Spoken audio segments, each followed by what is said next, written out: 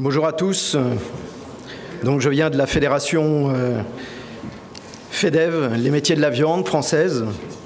Et je vais vous présenter un petit peu les nouvelles technologies, mais non plus appliquées aux outils de transformation et de production, mais plutôt ce que cela peut apporter au niveau des ressources humaines et des hommes et des femmes qui travaillent dans nos métiers, dans nos entreprises, abattoirs et transformation des viandes. Donc si la régie veut lancer le film. Alors il n'y a pas de son.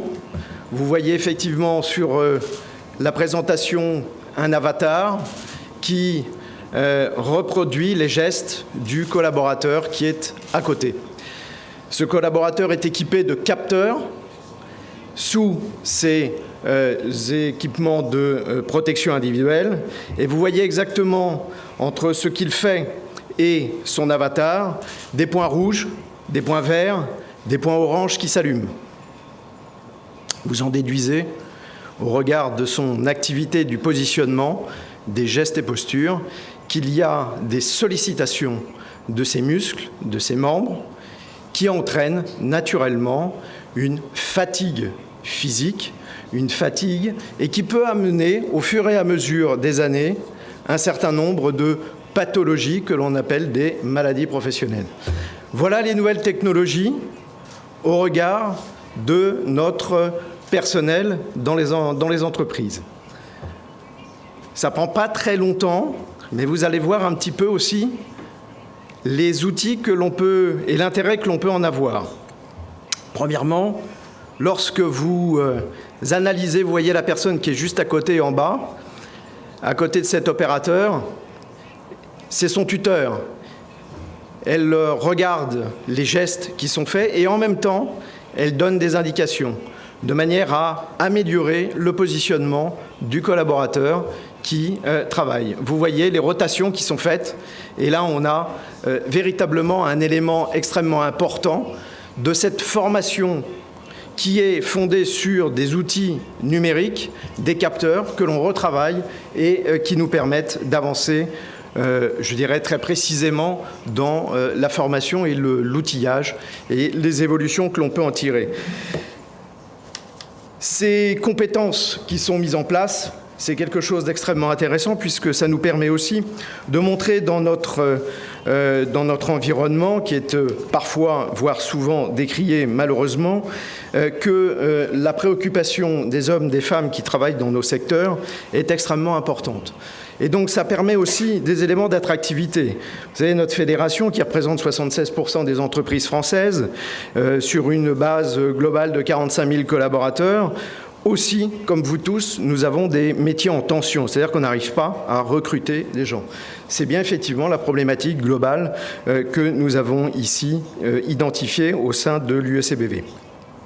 Et là, sur l'ensemble de ces éléments, ce que nous avons mis en place en termes d'outils de formation, c'est une contribution qui est imposée, qui est légale, qui est de 1% pour toutes les entreprises, une contribution sur 1% de la masse salariale, qui est mutualisée au sein d'un dispositif, et ce dispositif gère un fonds pour le secteur donc, de l'industrie agroalimentaire, mais également de la production agricole.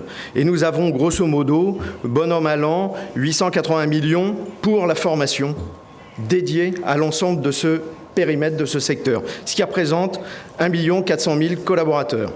Si vous estimez que par an, vous avez entre 10 et 15% des collaborateurs sur ces 1,4 million qui font de la formation, qui ont une formation dans l'année, grosso modo, ça vous rapporte à peu près la formation en fonction de sa durée en moyenne, entre 3 000 et 6 000 euros par an par collaborateur qui font de la formation. C'est quand même quelque chose de significatif qui nous permet aussi de travailler avec les organismes de formation et qui nous permettent de mieux coller aux évolutions des compétences, à l'obsolescence des compétences que nous constatons parce que les métiers évoluent, parce que les nouvelles technologies pénètrent complètement le dispositif et donc de ce fait, nous sommes contraints d'investir dans la formation professionnelle. C'est une question de survie. Je vous donnerai simplement un exemple qui n'est pas tiré des opérateurs de première transformation des viandes, qui n'est pas tiré des opérateurs de troisième transformation, mais de la maintenance. La maintenance, c'est une formation qui est transversale.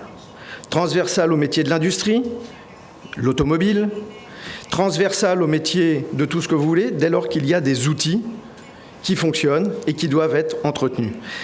Aujourd'hui, nous savons pertinemment que dans les 5 ans à 10 ans, nous serons en tension, c'est-à-dire en concurrence avec les autres filières qui, elles, valoriseront des parcours professionnels, valoriseront des éléments de rémunération, valoriseront un ensemble de compétences. Et donc nous avons à nous battre aujourd'hui pour attirer ces jeunes, ces nouveaux entrants dans les professions, dans nos métiers, et leur donner en quelque sorte des perspectives. Et ces perspectives sont justement là, dans ces nouvelles technologies. Un jeune, vous n'allez pas l'attirer à faire autre chose que un petit peu les nouvelles technologies.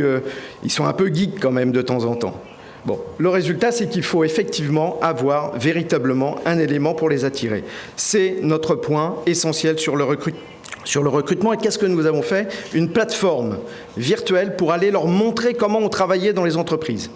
Et montrer dans les entreprises, c'est le point essentiel. Donc plateforme virtuelle, un abattoir virtuel, des outils de transformation virtuels, et on les montre aux jeunes dans les salons où nous allons et sur nos différentes plateformes, sites internet, où nous pouvons avoir des échanges avec tous ces jeunes. Ensuite, et parce qu'il faut aller vite, naturellement, nous avons également mis en place, dans le cadre de la prévention des risques et de ce petit film que vous venez de voir avec ses compétences et la préoccupation que nous avons, les nouvelles technologies au sein de la prévention des risques. C'est un élément d'attractivité majeur. Dire à des parents, voilà, vous allez mettre votre enfant, votre jeune, il va aller en apprentissage, en formation en alternance, mais si c'est pour effectivement, dans 10, 15, 20 ans, avoir des problèmes pathologiques de maladies professionnelles et autres, les parents réfléchissent un petit peu et conseillent un peu leurs enfants. C'est ça notre vrai problème aussi. Un problème d'attractivité. Il faut prendre conscience en amont de ce que nous pouvons présenter et d'une manière tout à fait positive. Et puis, je voudrais profiter également de la présence de nos partenaires de l'EFAT, parce que la formation est un élément qui est essentiel et qui doit être partagé. Qui doit être partagé parce qu'en France, on pense que, de toute façon, la formation professionnelle ne peut avancer, les compétences et la compétitivité des entreprises ne peuvent avancer de concert que si il y a un vrai dialogue social au sein des entreprises. Ce dialogue, nous l'avons effectivement construit. Nous partageons la mutualisation de l'ensemble des fonds, mais également nous avons une ambition, alors peut-être parce que nous sommes à Athènes aujourd'hui et que la France se dit que le marathon à Athènes, ça résonne à quelque chose, ça résonne, ça promet. Lançons une perspective, un marathon. Est-ce que demain, on pourrait avoir, pour peser dans les décisions, quand je vois les éléments du pacte vert, avec l'ensemble de ces points, les minimum wage, etc., l'environnement, est-ce qu'on ne pourrait pas avoir un dialogue social constructif au niveau européen? Je sais que c'est un sujet délicat au niveau de l'UECBV, néanmoins, on n'y échappera pas, parce que sinon, ça se fera sans nous, et ça se fera au sein de la Commission européenne dans le Green Deal.